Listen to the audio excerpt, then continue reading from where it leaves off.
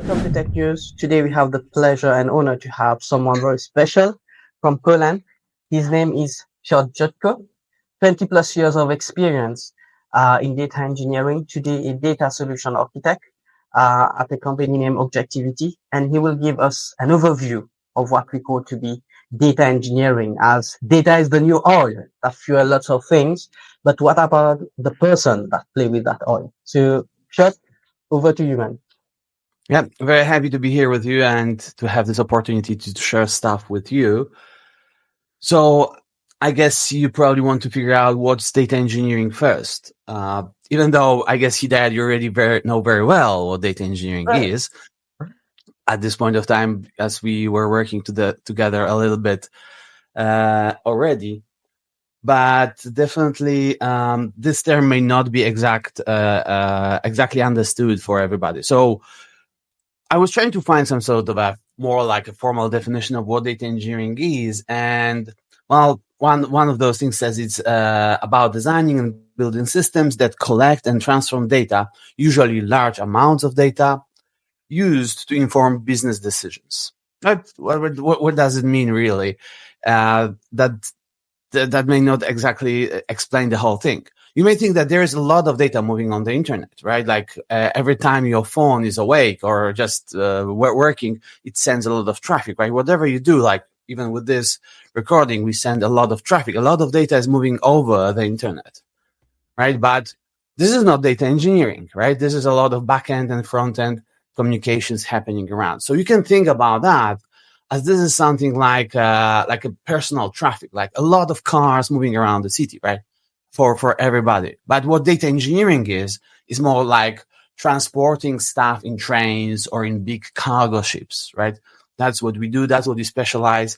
That's what our engineering skills come to play to make sure that we can move the data at scale and in some sort of a predictive way, right? So we don't necessarily focus on delivering data at every given second, but we need to make sure that, for example, data is available for business analysts every day in the morning, right? So we don't really have like a very tight requirements to to have a quick response time, but we need to deliver on time. So that's more or less about data engineering. You may hear some other terms like data management, data governance. These are all very related things, right? Data management is more like about storage. So you may think like, how do you store the data? We as data engineers focus more on how we move the data, and over on top of that, very often you have something that is called data governance, which is like managing the whole process, having a good inventory of what we have, and also understanding where our data is coming from and how it's being used. What are other terms that are related to data engineering, right? These are things like we provide data for things like analysis, reporting, a lot of data science and data mining, machine learning, and of course, artificial intelligence, right? This is all that is relying strongly on a good foundation of data engineering, right? We need to figure out where to get the data, provide the data, shape the data, and make the data usable for whatever the need is there.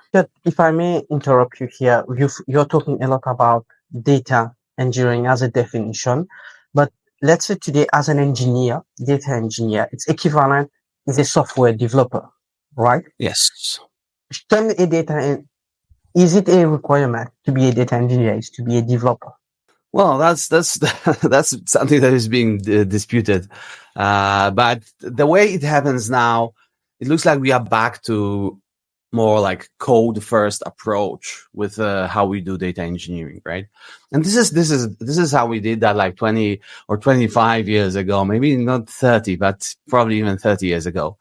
That we only had code and we had only tools that were code. So we had to be good at coding. Honestly, 25 years when I started this journey, I wasn't thinking there was, I don't know if there was a term of data engineering at all. We were just programmers, software engineers, developers, and I was dreaming about maybe creating computer games, but eventually I got opportunities to work with data, and I was using code like everybody else and using some software engineering practices. But then we had this allure of more like graphical tools that you can kind of draw things. And that kind of put us back a little bit more to some kind of a designer mindset, right? But that didn't work well in long term for various reasons.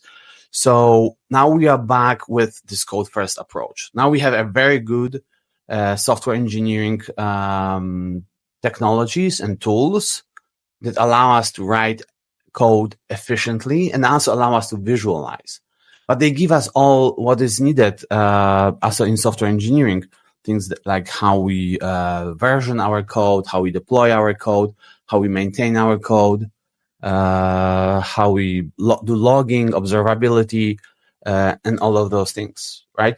So these days, as we figure out that really we use code as data engineers more than graphical things like drawing rectangles and arrows, is that you really are a software engineer as a data engineer with some additional skills and some different, maybe a little bit different mindset about how you use the code, right? Because we use the code to do the transformations rather than to do some kind of algorithms and user interactions, for example.